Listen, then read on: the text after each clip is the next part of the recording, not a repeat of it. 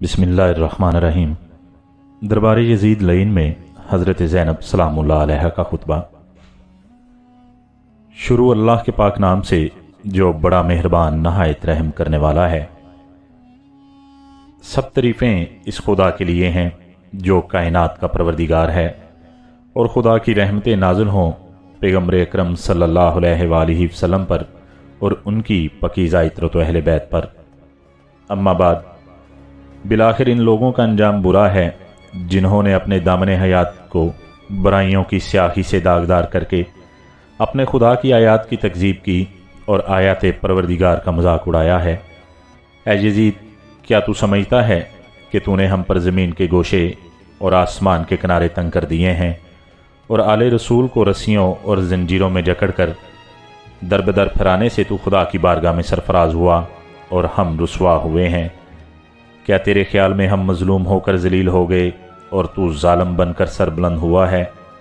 کیا تو سمجھتا ہے کہ ہم پر ظلم کر کے خدا کی بارگاہ میں تجھے شان و مقام حاصل ہو گیا ہے؟ آج تو اپنی ظاہری فتح کی خوشی میں سرمست ہے، مسرت و شادمانی سے سرشار ہو کر اپنے غالب ہونے پر اترا رہا ہے، اور خلافت کے ہمارے مسلمہ حقوق کو غصب کر کے خوشی و سرور کا جشن منانے میں مشغول ہے۔ اپنی غلط سوچ پر مغرور نہ ہو اور ہوش کی سانس لے۔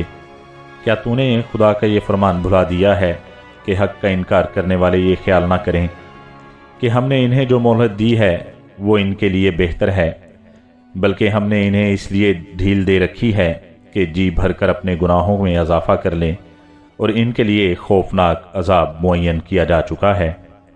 اے تلقا کے بیٹے، آزاد کردہ غلاموں کی اولاد، کیا یہ تیرا انصاف ہے کہ تو نے اپنی مستورات اور لونڈیوں کو چادر اور چار دیواری کا تحفظ فراہم کر کے پردے میں بٹھا رکھا ہے، جبکہ رسول زادیوں کو سربرہنہ در بدر پھرا رہا ہے؟ تو نے مخدورات عصمت کی چادریں لوٹ لیں اور ان کی بے حرمتی کا مرتکب ہوا۔ تیرے حکم پر اشقیاء نے رسول زادیوں کو بے نقاب کر کے شہر بے شہر پھیرایا۔ تیرے حکم پر دشمنان خدا اہل بیت رسول کی پاک دامن مستورات کو ننگے سر لوگوں کے ہجوم میں لے آئے، اور لوگ رسول زادیوں کے کھلے سر دیکھ کر ان کا مذاق اڑا رہے ہیں، اور دور و نزدیک کے رہنے والے سب لوگ ان کی طرف نظریں اٹھا اٹھا کر دیکھ رہے ہیں۔ ہر شریف و کمینے کی نگاہیں ان پاک بیبیوں کے ننگے سروں پر جمی ہیں۔ آج رسول زادیوں کے ساتھ ہمدردی کرنے والا کوئی نہیں۔ آج ان قیدی مستورات کے ساتھ ان کے مرد موجود نہیں ہیں جو ان کی سرپرستی کریں۔ آج آل محمد کا کوئی معین و مددگار نہیں ہے۔ اس شخص سے بھلائی کی کیا توقع ہو سکتی ہے کہ جس کی ماں نے پکیزہ لوگوں کے جگر کو چبایا ہو، اور اس شخص سے انصاف کی کیا امید ہو سکتی ہے جس نے شہیدوں کا خون پی رکھا ہو؟ وہ شخص کس طرح ہم اہل بیت پر مظالم ڈھانے میں کمی کر سکتا ہے جو بغض و عداوت اور کینے سے بھرے ہوئے دل کے ساتھ ہمیں دیکھتا ہے؟ اے یزید، کیا تجھے شرم نہیں آتی کہ تو اتنے بڑے جرم کا ارتکاب کرنے اور اتنے بڑے گناہ کو انجام دینے کے باوجود فخر و مباحت کرتا ہوا یہ کہہ رہا ہے کہ آج اگر میرے اجداد موجود ہوتے تو ان کے دل باغ باغ ہو جاتے، اور مجھے دعائیں دیتے ہوئے یہ کہتے کہ اے یزید، تیرے ہاتھ شل نہ ہو؟ اے یزید، کیا تجھے حیا نہیں آتی کہ تو جوانان جنت کے سردار حسین ابن علی علیہ السلام کے دندان مبارک پر چھڑی مار کر ان کی بے ادبی کر رہا ہے؟ اے یزید، تو کیوں خوش نہ ہو اور فخر و مباحت کے کسی دینا پڑھے، کیونکہ تو نے اپنے ظلم کے ذریعے فرزند رسول خدا اور عبد المطلب کے خاندانی ستاروں کا خون بہا کر ہمارے دلوں کے زخموں کو اور گہرا کر دیا ہے، اور شجرہ طیبہ کی جڑیں کاٹنے کے گھنونے جرم کا مرتکب ہوا ہے۔ تو نے اولاد رسول کے خون میں اپنے ہاتھ رنگین کیے ہیں۔ تو نے عبد المطلب کے خاندان کے ان نوجوانوں کو تحت ہی کیا ہے جن کی عظمت و کردار کے درخشندہ ستارے زمین کے گوشے کو منور کیے ہوئے ہیں۔ آج تو آل رسول کو قتل کر کے اپنے بد نہاد برے اسلاف کو پکار کر انہیں اپنی فتح کے گیت سنانے میں مصروف ہے۔ تو سمجھتا ہے کہ وہ تیری آواز سن رہے ہیں؟ جلدی نہ کر، ان قریب تو بھی اپنے ان کافر بزرگوں کے ساتھ جا ملے گا، اور اس وقت اپنی گفتار و کردار پر پشیمان ہو کر یہ آرزو کرے گا کہ کاش میرے ہاتھ شل ہو جاتے اور میری زبان بولنے سے عاجز ہوتی، اور میں نے جو کچھ کہا اور کیا اس سے باز رہتا۔ اے ہمارے پروردگار، تو ہمارا حق ان ظالموں سے ہمیں دلا دے اور ہمارے حق کا بدلہ ان سے لے لے۔ اے پروردگار، تو ہی ان ستمگاروں سے ہمارا انتقام لے، اور اے خدا، تو ہی ان پر اپنا غضب نازل فرما۔ جس نے ہمارے عزیزوں کو خون میں نہلایا اور ہمارے مددگاروں کو تحت ہی کر دیا۔ اے یزید، خدا کی قسم، تو نے جو ظلم کیا ہے اپنے ساتھ ہی ظلم کیا ہے۔ تو نے کسی کی نہیں بلکہ اپنی ہی کھال چاک کی ہے، اور تو نے کسی کا نہیں بلکہ اپنا ہی گوشت کاٹا ہے۔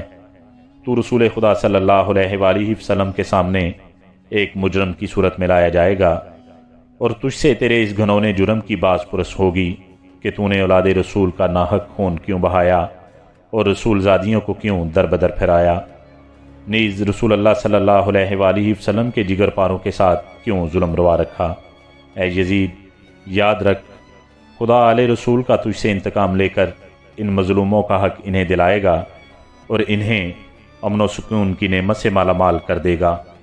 خدا کا فرمان ہے کہ تم یہ گمان نہ کرو کہ جو لوگ راہ خدا میں مارے گئے وہ مر چکے ہیں، بلکہ وہ ہمیشہ کی زندگی پا گئے اور بارگاہ الہی سے روزی پا رہے ہیں۔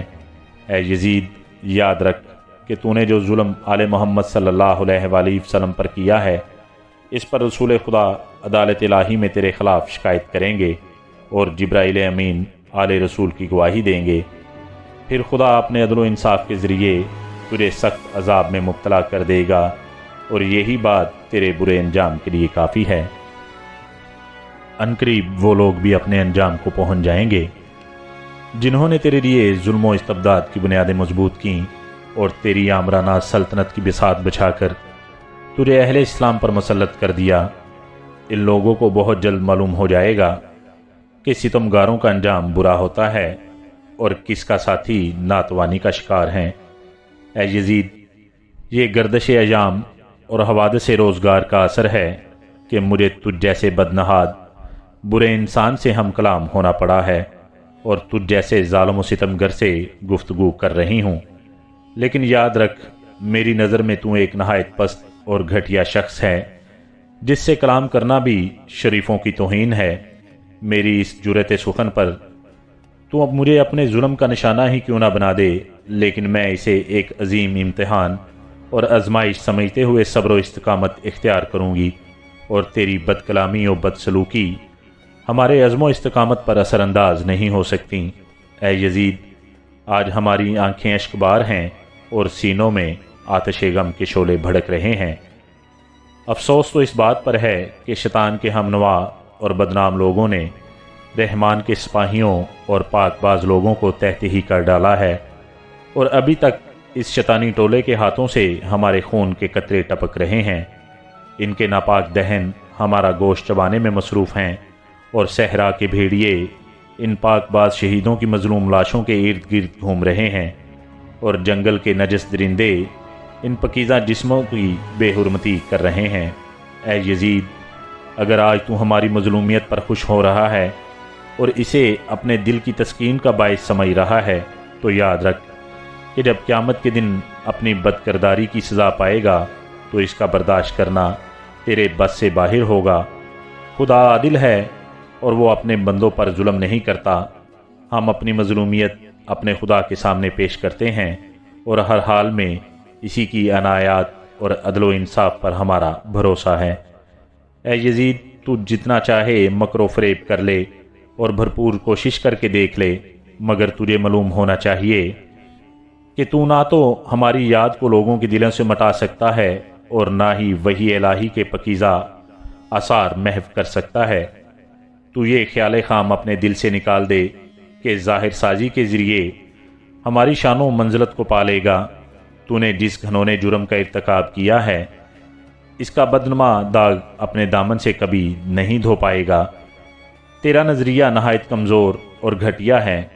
تیری حکومت میں گنتی کے چند دن باقی ہیں اور تیرے سب ساتھی تیرا ساتھ چھوڑ دیں گے۔ تیرے پاس اس دن کی حسرت و پریشانی کے سوا کچھ بھی نہیں بچے گا جب منادی ندا کرے گا کہ ظالم و ستمگر لوگوں کے لیے خدا کی لعنت ہے۔ ہم خدائے قدوس کی بارگاہ میں سپائس گزار ہیں کہ ہمارے خاندان کے پہلے فرد حضرت محمد مصطفیٰ صلی اللہ علیہ وآلہ وسلم کو سعادت و مغفرت سے بہرہ مند فرمایا اور امام حسین علیہ السلام کو شہادت تو رحمت کی نعمتوں سے نوازا، ہم بارگاہ عزدی میں دعا کرتے ہیں کہ وہ ہمارے شہیدوں کے ثواب و اجر میں اضافہ و تکمیل فرمائے اور ہم باقی سب افراد کو اپنی عنایتوں سے نوازے۔ بے شک خدا ہی رحمت کرنے والا اور حقیقی معنوں میں مہربان ہے۔ خدا کی عنایتوں کے سوا ہمیں کچھ مطلوب نہیں اور ہمیں صرف اور صرف اسی کی ذات پر بھروسہ ہے، اس لیے کہ اس سے بہتر کوئی سہارا نہیں ہے۔